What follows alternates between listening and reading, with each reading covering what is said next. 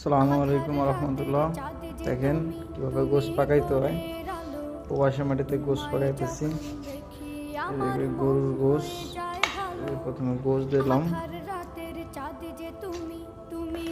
দেখেন সবাই কীভাবে গোশ পাকায়। যারা নতুন আসবেন প্রবাসে, তাদের এটা শেখার দরকার, শেখার প্রয়োজন।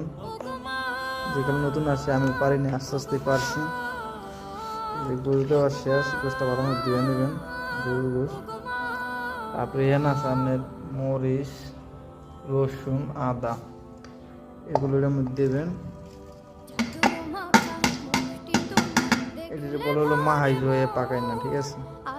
মাহাই জয়ে পাকায়। তারপরে মশলা দেবেন পরিমাণ মতো, দারচিনি, এলাচ, লবঙ্গ, তেজপাতা, ঠিক আছে? আমারটা হয় না, তো আপনারা বললেন যে মশলা ঠিক আছে কিনা, কারণ মশলা বলতে পারে।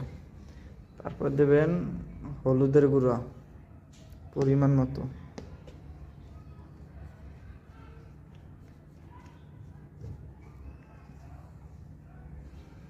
তারপরে দিবেন মরিচের গুঁড়া, ঠিক আছে?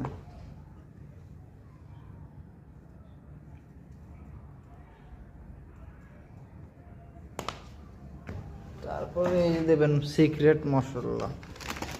এটা হলো মিক্স মশলা। যারা প্রবাসে থাকেন তারা চিনবেন, দেশে সচরাচর খায় না এই মশলাটা।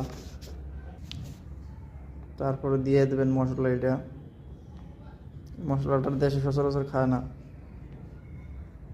একটু বেশি বাড়াই দেবেন, যেহেতু গরুর গোশ মশলা লাগে।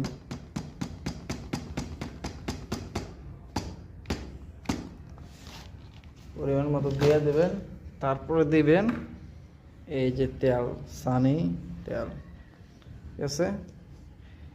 এই যে তেলটা দিয়ে দেবেন পরিমাণ মতো। একটু বেশি হলে সমস্যা নেই অবশ্য, যেহেতু মাই পাকাইবেন। তারপর কি করবেন, আরেকটা আছে, সেটা হলো লবণ। এই যে লবণ দিয়ে দেবেন পরিমাণ মতো, যতটুকু লাগে আপনার।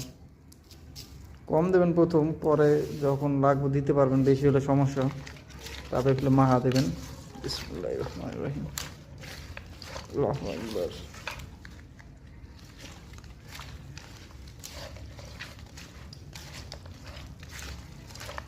ভালো মতো আইলে নেবেন মাহাদা।